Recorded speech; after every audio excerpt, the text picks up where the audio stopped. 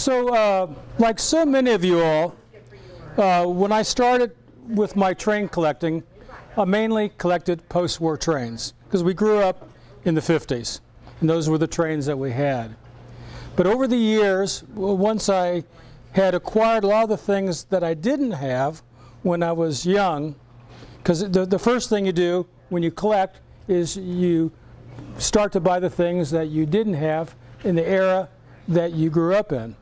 And I kind of went through that. I was very fortunate living in Louisa to meet John Gilmer, and I met him early on, and he was an old-time collector. And with his knowledge, he taught me so much about the earlier trains. And I got into collecting pre-war trains, trains before World War II. And John was an avid Marx collector, as you all know, but he also had an appetite for Ives trains. So he taught me, and I started collecting Ives. And when you think of the clockwork trains, the wind-up trains in America, the granddaddy of all the companies is the Ives Corporation. And as you all know, and I've kind of discussed this previously, you know, they started the company in 1868, and in the 1890s, they started to make wind-up cast iron toys, not trains, but well, they had the big trains that they made, the trackless trains, they called them. But by 1900, when their factory burned down, they kind of reformed as a company, and they started to make track trains. And that's kind of where the wind-ups start in America. Now in Europe, they were going before then, but we're going to start first with the Ives Company. And in 1903, 1904, Ives, they made one of their first wind-up trains, and these were sheet metal trains. They had nice motors in them, and they ran on track. And I have this one as an example. You should come out and look at it. It has one of the most collectible freight cars that Ives has. They have a series of freight cars, a cattle car and a box car that goes with that. But those cars are very expensive, and that was pretty much the first. By 1906, Ives had gone into their cast iron trains with their clockwork trains, and they came up with this set, which was a number 11 engine, and it had a limited vestibule express tender, beautiful tender, and it's all lithographed, and it had these were called the Indian cars, and they had Iroquois and Hiawatha, and then the baggage car. And these cars had a coupler system it's called the loop coupler. So there wasn't the hook couplers. It had this round circle, and there was a place on each car that the circle would hook over, and that's how they were pulled. So that's in 1906. By 1909, Ives had expanded their line. They started to make a little larger engine. This is the number 20 engine, and as you all see, it has the red plates, and that designates the late before 1910. They had these red plates on the engines, and this was their not the deluxe model. The 25 was the deluxe. The 20 was the second largest clockwork train that Ives made. And they changed the cars a little. They went from what they call an open back car to one that was enclosed. So they changed them all. The cars were the same size, but the design of the cars was a little different. So these cars came out in 1908 and 1909, and that's the third Ives set. Certainly the biggest engine that Ives made, the clockwork engine, and came out, this is a number 25. And the 25 also came out in the late, before 1910. This is a little later version. This is probably about 1914, 1915. But again, I wanted to show you the size of the engine. This engine had a reverse. You could run it either direction. Had a brake on it where the train would trip by the track. And this was their fanciest clockwork engine. So that's the granddaddy of clockwork. Now, to compete with Ives, there were two gentlemen. There was W.O. Coleman, American Flyer fame, and William Hafner. And they got together around 1908, and they start to produce a wind-up engine to compete with Ives, and it was made by a company called Mitzel. And they produced this set right here. This is the first Mitzel engine that came out about 1908, and this is a very rare engine. It has drive rods, it has 4 boiler bands, and a nice clockwork motor that you had a lever here that you could take the brake on and off. And famous with the Mitzels were the Chicago cars. And these were cars that said American Flyer on the cars for the partnership that they had, but they were also stamped Chicago. These are very expensive cars. This is the 4-window version. It has 4 windows on each side. And to give you an idea, this car would be roughly about $500. So it was expensive. To give you an idea of the value of an early Ives, this is number 2. Paid $2,000 for the engine and tender, and $2,000 for the gondola. So this $4,000. It's very expensive, those early Ives, and that's because there's not a lot out there, and the collectors that collect it are the ones that can afford to buy it. And so when you collect Ives, it's a good market to be in because there's always buyers out there buying. So Coleman and William Hafner have this partnership that lasts until 1914. And in 1914, they break apart. Hafner goes on his way, and W.O. Coleman goes on with the American Flyer line. He keeps the name American Flyer. Hafner calls his part Overland Flyer.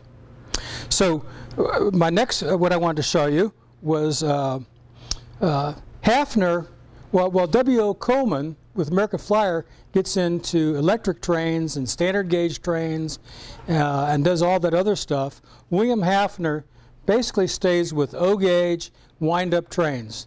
And some of his trains are just wonderful trains to collect. They aren't quite as expensive as Mitzel or Ives, and but one of the early sets that that Hafner had was this set right here. This is a number 100 engine, and it has a nice spring in it. And Hafner came out with a design on the cars. These are called Herald cars. And the Herald is all the different railroads. They have their Herald on it. These are very collectible by collectors. The cars run about maybe $100 a piece in nice condition. So, it's not inexpensive, but it's not, $400 or $500 like the Chicago cars. The way to tell a Hafner engine, when you look at a wind-up engine with Hafner, if you look at the side, there's like an S-shape indentation or a thing on the motor itself. So when you look at a American Flyer engine versus a Hafner engine, the American Flyer doesn't have that. So when you pick an engine up to look at it, if it has the S shape by the key, you know it's a Hafner engine. But Hafner came out with that set. That's probably the late, probably 1918 or so. And so when Coleman started, in 1915 he came out with this engine. And this is an American Flyer made by Coleman, American Flyer.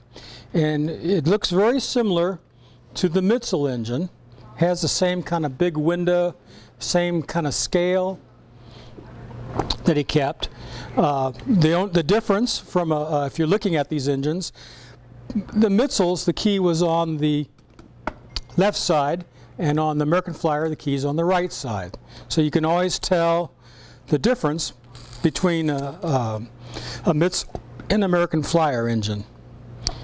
And you know, they came up with a little different size tender, American Flyer. This is the number 120 tender. And this is more typical of the American Flyer pre-war passenger and freight cars. As you see here, when you compare it to a Hafner car, it's basically the same car. This one says Overland Flyer, this says American Flyer. And they both are basically have the toolbox underneath, and very similar. The couplers are a little different, and you'll recognize the difference in the couplers. So this was trained by American Flyer. So next was another train by American Flyer. So a little later, probably in the early 20s, they came out with this engine. This is a number 13 American Flyer wind-up. And it has a good motor in it, and it runs good. You can see.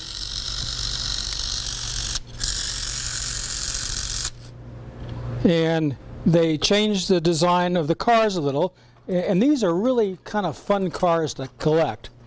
They aren't terribly expensive, but you always want to try to find them in, you know, as best condition as you have. They made this Morrison company. They made a lot of different lithograph on the sides, and there's about maybe 4 or 5 of them that have different products. So they're fun to get. And they made all these different gondolas. And this is the Milwaukee Road gondola, but they made an Illinois Central, and they made a Pennsylvania gondola, and the cattle car and the caboose. One thing that I've always tried to do, and I would recommend if you want to collect these trains, you know, try to always buy the best ones you can find, especially if you want to try to, you know, have them keep their value.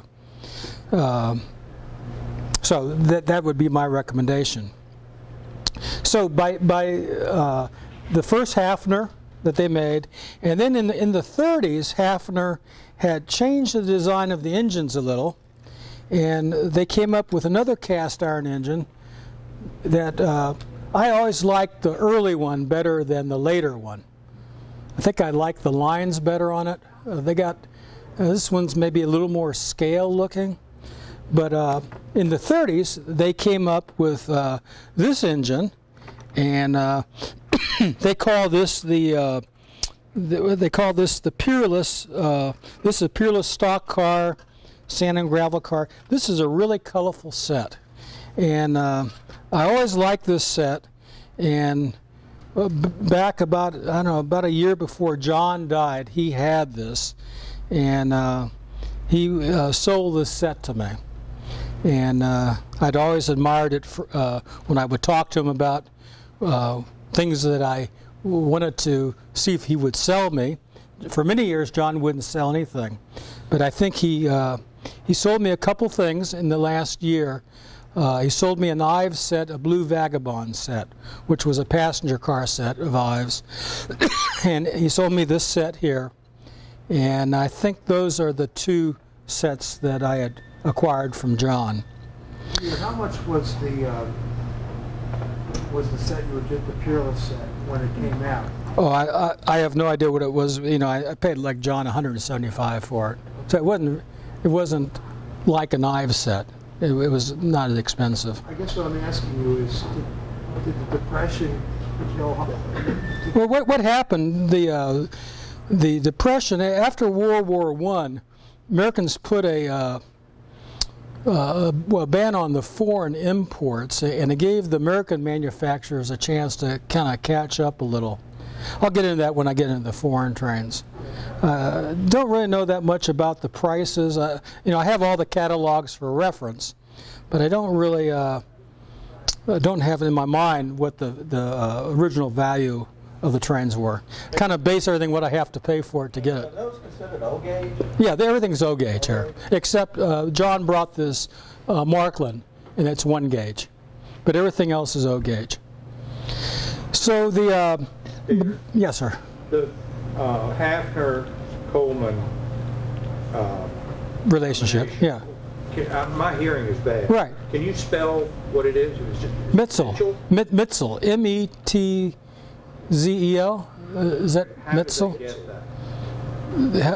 It was a hardware store, and they evidently contracted to have these engines made. So they didn't. Their company that they formed didn't actually make the engine. They marketed them, and collectors referred to them as Mitzel engines. Now, the Chicago car was manufactured by the combination, but the engine itself, and they made about 3 different varieties of this engine. The 4 boiler bands is the rarest. They also made a 4 boiler band without drive rods and without the handrails. That's probably the second. I've got that one at home. And then they have a 2 boiler band engine, and I've got 2 of those. They distinguish between the 2 by having a green stripe under the window or a red stripe. I mean, you can really get detailed. Just kind of wanted to show the different styles. This set right here, I bought that probably about 15 years ago. I bought it at an auction. It was a Batoya auction, and I paid $1,800 for this set. So it was an expensive set to buy now. And if you look at this set, the Ives, that's a lot of money right in there. Then the majority. No. No. She's aware that I spent the money. Yeah. Some of it. Yeah. But that was that was then. So Hafner also made another engine, a passenger set. And it's this one here. And it was the Century of Progress. Came out when they had the World's Fair in Chicago. And this was kind of the set that William Hafner had that he marketed during the World's Fair year. And it's referred to as a Century of Progress. And I think it was either 32 or 33. Did anybody know when the World's Fair was in Chicago? 33. Okay, so this says from 1933. And it's a colorful set. What Hafner did on this, he had it a light in the front and a place for a battery that goes in the engine. And then he also put a place for a battery in the observation car that you could turn on for a light on the observation. So that was pretty fancy back then. So you have Hafner, American Flyer. Then comes along Louis Marks, and he gets a contract in 1928 with Girard Model Works in Pennsylvania, Girard, Pennsylvania, and he begins to market as a salesman the Joy Line trains. And the most collectible one, I don't know if you've seen, Jim Crone brought one to a meeting many years ago. And this is the first Joy Line set that they made. Somehow the caboose, I must not have packed, did have a caboose. And it's a wind-up. It has very fragile couplers on it, so you got to be very careful. And this set came out in 1928, and it had the frame of the cars differed from the later Joy Line trains because it had a blue frame, and if you look at the frame, it had a curve right between the wheels. So when you collect these, you look for these.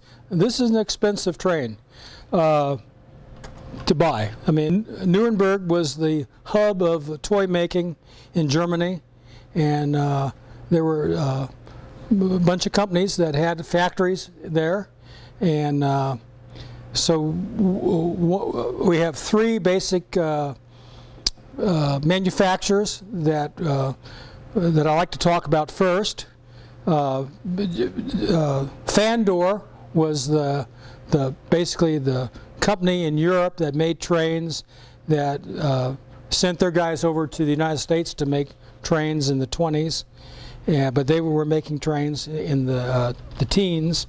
And this freight set is a Fandor freight train, wind-up. They had good clockwork motors in the engines. They had nice graphics, lithograph graphics on the cars. And they competed pretty much directly with Bing. And this set right here is a Bing set. And if you look closely at the differences in the cars, you'll see a lot of similarities. These two cars, you have Fandor and Bing. Now, how do you tell the difference between them? When you look at a Bing car, it has little knobs that stick down below the frame, and the door handles are a little wider than the Fandor cars. And the Fandor cars have a spring that looks like kind of like a buggy spring, and these are maybe not as pronounced, but pretty much very similar type cars. And you know, the obvious thing that's different is the type of coupler. The Bing cars had a hook coupler, the straight hook, and the Fandor cars had a hook coupler, but it was a different shape. It would go up, over, and then down. And you can always tell a Fandor car by their coupler. But they're both four-wheel cars, and nice cars, beautiful. And the log car is pretty unique. The Fandor made a car that actually had individual slats for their lumber. And while the Bing lumber car had a block of wood that was simulated to look like slats, but it was one piece. And I think the Fandor car's much nicer. The other difference is on the tank car. The Bing tank car had two domes, and the Fandor car had one dome. And then you tell by the difference in the couplers. But fun to collect. One of the similarities between Bing and Fandor is a result of a fellow named John Carver, yeah. I was going to ask you. Chief engineer at Bing, and went over and became the chief engineer at Fandor, and then eventually came to America and became the chief engineer for Dorfman. So these companies were very incestuous and worked together a lot, more than we think. Yeah, and I didn't know that he worked for Bing, went to Fandor, and then went to the United States. John's talked very highly of him. He was really a master, kind of the master behind Dorfman trains. He designed all the metal components and everything. If you look at the cabooses, the cabooses are almost identical. It's really fun to compare them.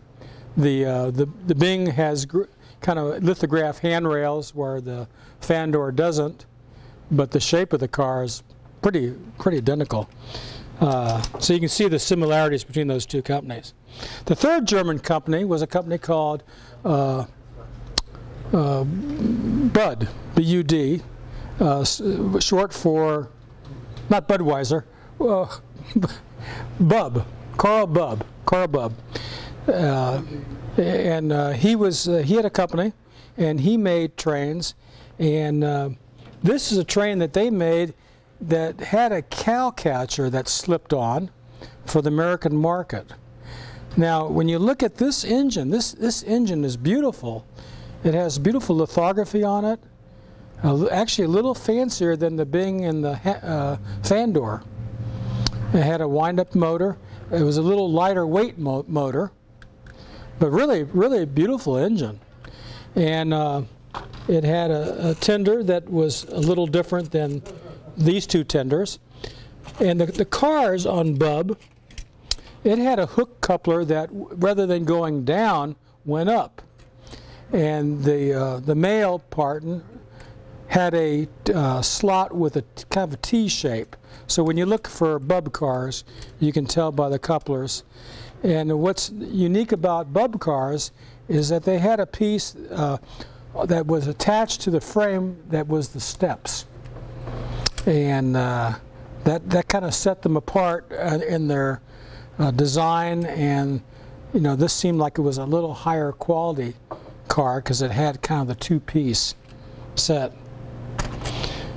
So you had the three: Bub, Bing, and Fandor. Now my last two engines I acquired not that long ago, and when John had written his story for the observation about Markland, I got thinking, well, I need to really try to find a Markland engine. And I came across this set here. This set is probably from the 1920s. I'm not really sure on the date on it, although the gentleman that helped me restore it said he thought it was from the 1920s. He's got I've got a gentleman in Pennsylvania. If you ever get wind-up engines that need to be repaired, his name is Stephen Clark, and he lives in Westchester, Pennsylvania, and he's really good. And I think Bill's used him. He writes letters that you can't understand, but he's very knowledgeable. In fact, I talked to him today. This just got back yesterday. So his timing was impeccable to get this back to me for my program, because I really wanted to show you this engine. And he's got a friend in Philadelphia that hadn't seen this particular engine before.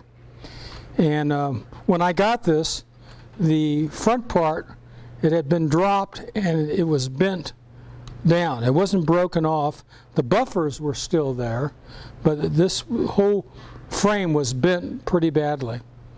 It was missing the drive rods on one side, and it was missing the drive rods and all this gear stuff. And the front truck was missing. And so he basically put this engine back together. He's been working on it for about a month. And I really didn't think I was going to have it for the meeting, but I'm glad I do, because it's probably the top of the line. And I asked him, I said, well, what do you think the engine's worth now? He charged me $390. Now, he worked on this set and this set, but it was expensive. And, you know, I like to think maybe this engine's worth, you know, $750, $1,000, but don't really know. It might not be worth more than it cost me to get it repaired, but I have a nice engine now that's nice. Where did you find it? This came from the pastor of our church, or the priest. Actually, it came from his son, Father John, who baptized our boys, and I sold him a property in Louisa back in the 80s. Had passed away, and this was his grandfather's train. And we really didn't know much about this train, but right before Christmas, the son called and said that, well, actually it was before Christmas, he called and wanted the trains appraised. And I looked at the trains and I said, well, geez, you know, it's going to cost a lot to get it back together, but you know, if you ever want to sell it, I'd be interested in buying it. And so right before Christmas, he came and called Barb, my wife, up and said he wanted to sell the trains and have someone really enjoy them. And so I bought them. You know, I think I paid about $350. Well, I didn't think. I paid $350 for the two sets. And the roof on this train, couldn't get it on the engine. And this is a Swiss train. This is made in Switzerland, and it has probably, I was telling Bill Crow before the meeting, this probably has the finest motor of any of the engines here. This is a motor that this company that made it, the name of the company was, it's an interesting name. It's called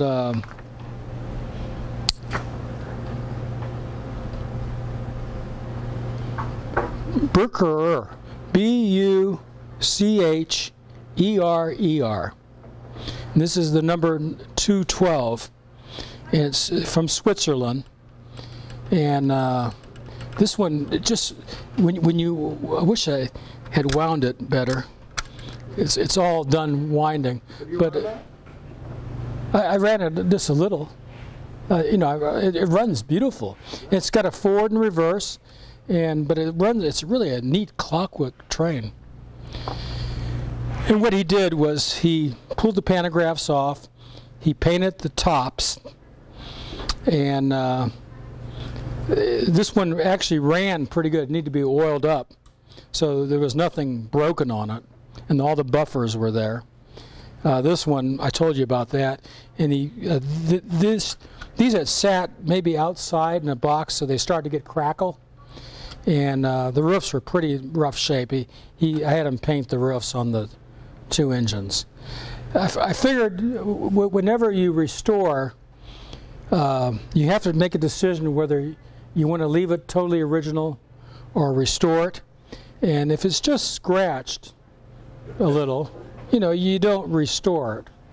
But on these, it had sat out in the weather, in a box, maybe in a garage, and it was all crackling, and so I felt it was a need to put it really back to nice shape.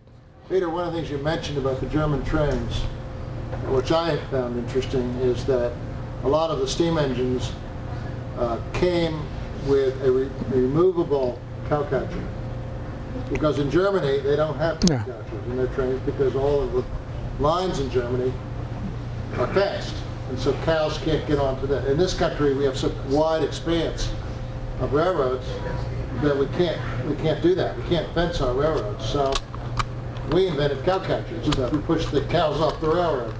And so what the Germans cleverly did is they made trains that could have a cowcatcher attached to it for the U.S. and Canadian market. I found that fascinating. With the one that Mr. Clark Yeah. did he have to fabricate something? Yeah, he did. He had to do all the side rods. If you look at it, come up here and pick this engine up and look at, I mean, he had to do one whole side and everything. He did an incredible job. He fabricated from nothing. He couldn't find the part. He had this Markland guy in Philadelphia. He went to the guy's house that had a lot of Markland parts, and the guy didn't have the parts, so he really did a nice job. Steve is really good, and he's the nicest guy. Peter? Yeah. I have a question about the clockwork on these things. You haven't talked much about the mechanics of it. Mm-hmm. I had a disaster. I gave a Mark's real simple little set to one of the grandchildren for Christmas a couple of years ago. You wind it up. I'd never fooled with them before. It does fine on the straight. As soon as it hits the curve, Tips over. Yeah. But you see, did the European ones have governors on Oh yeah, them so that they would run longer and be they had prototypical? they had governors on them. Marks, you kind of just learned how much to wind it, and that was kind of, I don't know if you remember John Gilmer at the train races in the old days.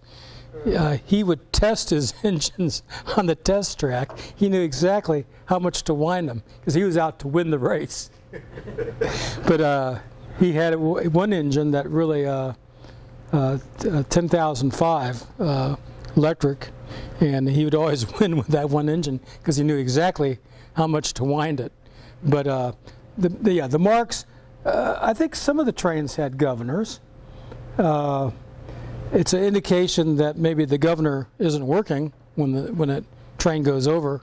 Although I've taken a Ives engine, not these, but other Ives, and if you wind it too much, you'll flip over. Were some the train. windups better than others in their mechanics? Well, I think the different ones, different grades. pay more money, you got a better. Well, yeah, I mean, the 25 is a really fancy. That's the best grade wind-up right there. The Hafner engines, a lot of Hafners had banked track, and that was kind of a Hafner thing. And I think American Flyer had some bank track also. Did Fandor? Yeah. But when you look at your wind-up track, you can see if it's banked, and it was made to help the wind-ups from flipping off. The Bill Crow before the meeting was asking me the difference between a spring wind-up versus more of a wind-up with a regular clock mechanism in it. And most all these trains here, except, I mean, they all have springs. This train has a spring, but this one, when you hear it runs like a clock. And it's really nice. So How old is that? we went on the internet last night, and it said 1945. So it's not as old as this train, although we didn't see actually any for sale, but we looked up so I could identify it to everybody. And you see this set. They have like a box set where it came with the engine, 2 cars, and the track. And it said 1945. So that might have been the priest's train. But this was his father's train, grandfather of the son. Yeah. Yes. You said the name Bucherer, and that rang a bell on my head. Yeah. And I just looked it up and Yeah. thought they were a watch company. And they are. Yeah. Oh, they're a big watch They're a company. watch company. Big watch company. Yeah. You looked it up. You get add any more? Because you're looking at the website. That's No, what we looked at I last just night. looked up the name because I thought that was a watch company. Yeah. Yeah. A good one. Because while I was in Switzerland, I remember that name. Yeah. That there was like high quality watches. Yeah. It was a good one. So that's a good one. I'm glad you brought that up because they mainly made watches. So yes, sir. Before you have a board meeting, you might talk about putting a couple overhead lights. Oh yeah, I know. I agree. We talked about that. We just put a brighter light here. You can add some extra spotlights. We're going to make it sound permanent. Yeah, I know. You got to be able to see it. I agree. Yeah, While absolutely. we digress, I don't know. Has anybody tried the stage lighting? Is the stage? Can you do any brighter? No, we tried to turn the lights up, and then that was pretty much it. So the last engine, and John brought this one. This is another Markland. So this is the O gauge Markland. This is a 1 gauge, and it's very nice. I had a Bub engine that kind of looks similar. It's that green color, and the green and the black is real similar to what you see with Bub. But this is a beautiful engine here, and it's a wind-up. It's a 1 gauge.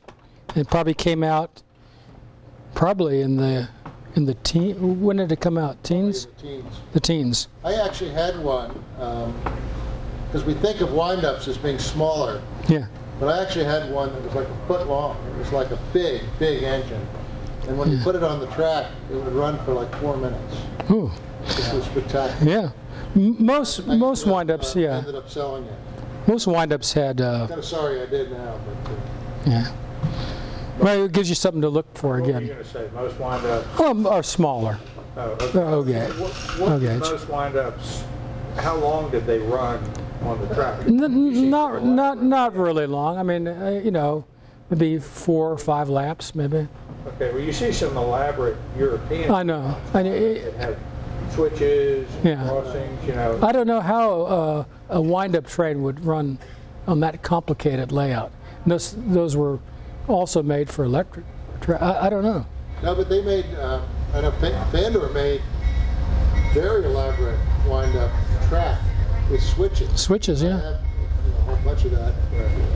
And accessories that go with it, the whole deal, right? And the best I've ever been able to do, other than that big one, which ran forever, it seemed, was maybe 4 laps around the circular. Yeah. Now the Marks, if you want to get laps, go to Marks. Marks made a great wind-up engine, and it might do 10, 12 laps. You know, and they have actually, out of all the engines, probably Marks has the best wind-up engines from a standpoint of length of time. If it doesn't, yeah. Yeah. Well, one way around that is to put more cars on the engine, give more. Do the laps. Well, the spring will make the engine run longer, but the cars will add weight to it, so it doesn't flip over. So that's one way to counterbalance it flipping off the track, is by adding cars. And but the Marks engines can get a lot of laps. Question? Yeah, Jim. Did all the manufacturers make their own motors? You know, good question. I don't know. I don't know who they bought them from. I think they probably bought the Clockwork motors. I know Ives did. They bought the motors. They didn't make the motors. You know, you find a lot of information out about the trains, but is there a resource for the motors? Just, I haven't, you know, just, I haven't seen it. You know, you can find the different numbers, you know. What's so nice about when you collect Ives, everything was numbered. American Flyer is a little bit different. You know, they didn't number a lot of stuff, so it's a little harder to identify. The Marks, you know, only had certain styles, so, you know, you can count the styles of engines they had like on one hand. They had the Commodore, the Mercury, the Canadian Pacific, and then they had all the different variations of those, basically 3 engines, the steam engines. Hafner had kind of a variety. They kind of progressed with the early cast irons versus the later cast irons. This is an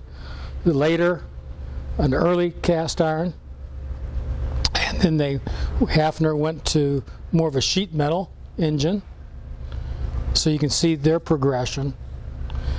It's really fun.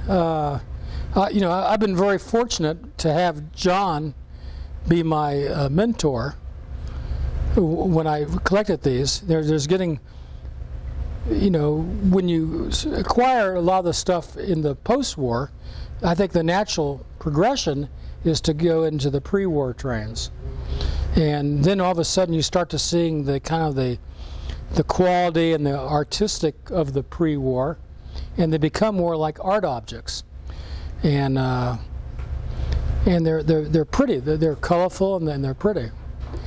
But it's been a really fun progression over the years. 1920, even before, over 80% of the people in this country did not have electricity.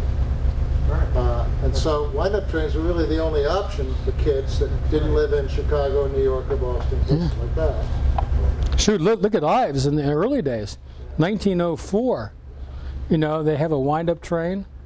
All these trains, the Ives trains are all before, you know. You see where people went from wind-up trains to battery trains, and then eventually, you know, to consumer electric trains.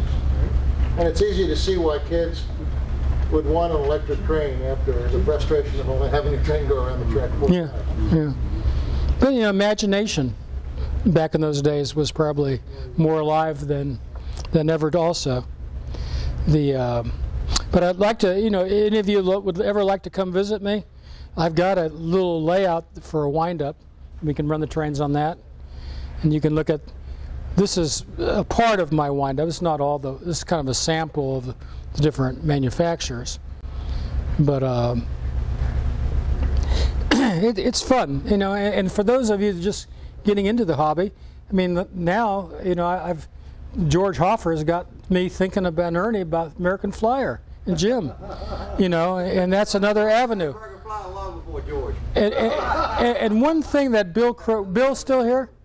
Bill Crow? One thing Bill Crow told me a long time ago, he said the only thing that really has kept his interest in going not only on the scale trains that he makes, but he switched things that he collected. He was mainly a post-war guy initially, and he's different. He has different parts where he's gotten into, and that helps expand the hobby to you. Now you can be like a John Wheeler, who has a specialty in door fan, one of the largest in the country door fan. He's like Mr. Door Fan. And when I was out in California, just to give you an example, I was out there at Thanksgiving, and there was a collector that had come back to UVA. He had called Clem Clement, and Clem had put him in contact with me, and he came down for a reunion at UVA. He called me, came out, we became good friends, and when we were out there in Thanksgiving, he invited me to his house to see his trains. And he has undoubtedly the largest American miniature trains, and he's one of the main miniature guys. Huge collection. Every time I looked at something, it was American miniature. It was amazing.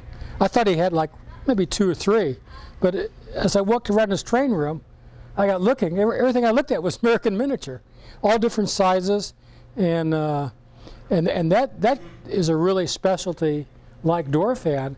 American miniature was only made for like 3 years, and it's very highly collectible. And most of the guys that collect it kind of hoard the stuff, so you don't really have a chance to buy it. But there's always fun, different facets. Roger has been another one that has inspired, because he wrote so much about the different makes. And if you go back and read his stories or look at them, he basically covers all the different manufacturers. So that's one way to really get more involved in the hobby. Yes? When we were putting them together, I noticed some of the sets, the couplers would slide right under the car and disappear almost. Yeah. Those are sliding couplers, and sliding couplers are made for wind-up trains, because they kind of give when the train starts up. So most of the couplers you'll see, there's some, this one has fixed couplers, and but they're sliding coupler that slides in are for wind-up. When you see that kind of coupler, that car went with a wind-up train, probably. I mean, to me, the coupler has always been the most unattractive part of a car. And yeah, you can hide them that way. That's great. Yeah. But now Ives made fixed couplers and the loop couplers, so that kind of throws that theory. But the Marx trains all had sliding couplers. Joyline had sliding Hafner had sliding couplers. American Flyer has sliding couplers, and the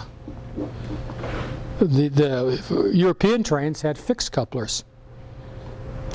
So it's interesting that Lionel really never got into this. Yeah, I know. They really. It's because their beginnings were in electric motors. Yeah. They had the Mickey Mouse sets. Yeah, they had the Mickey Mouse set. That's right. That was the 30s, probably with 35. That's probably one of the trains that saved them. Well, they had the hand cars. Would they wind up? Were they? Okay, so they had some.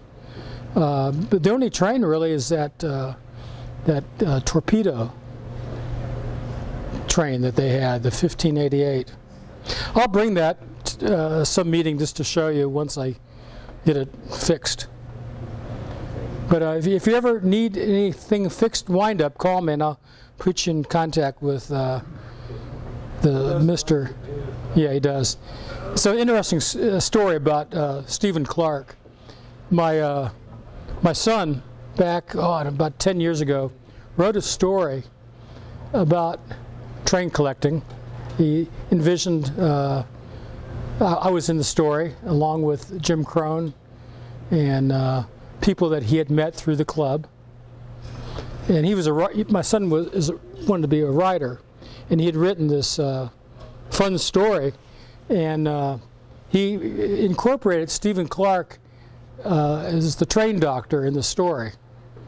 And I wish she had published the story, because it would have been really fun for collectors to read. Because You still have it? I have it. Publish it. Yeah. It was really good. It was really fun. And it talked about the VTC. There was a meeting of the club. We used to have these club meetings, and we would trade trains at our meetings. And we had train races at the meetings. And he talks about the train races in the story. And then he switches where we're going to York, Pennsylvania for the big train show. And of course I take the train up to York. And we get to York, and they have this really fabulous train called the Silver Bullet. They have it under lock, they have armed guards guarding it. And his imagination was wild. And there was I think he picked up this from Ocean's 11. There was going to be a heist to steal this famous train at the National Train Meet in York, Pennsylvania. And the diversion was going to be during the train races. This was going to happen. And the Germans had come over from Germany for the train races, and they had these Marklin engines that had these fancy motors that were really fast. And the guy had a case. The Germans would walk in. They were all kind of walking in procession into the train races, and that was the diversion. And somehow, I think it was Jim Crone. Jim wanted to have the Silver Bullet, and Jim was sick, and so we were going to steal the Silver Bullet for Jim Crone. That's a fun story. So I'll have to share it with you all. It was a fun story. That's not that long. I mean, I don't know. Put it in the newsletter. Oh, it's too long for the newsletter. Yeah, it was fun. It was a fun story, and so many of our club members that are no longer with us. I think John Gilmer was there. John had brought a Marx engine to race in the Great Train Race, and they had the Germans with their Marklin engine. And You could do a series. yeah, 6 months. yeah, it was fun. It was a fun story. Any other questions? I just have one. Yeah. On one of the show and tells we did at Side Camp, John Gilmore gets up with, it looked like a bow fiddle case, and he gives this long-winded story and opens up the case. He's got a machine gun, and he mows down everybody down the road. Crazy. That was something to be on. Yeah, but it was scary. I love wind-up trains. I think it's special. It's fun. It's fun. Thank you. Thank you. Okay. Thank you.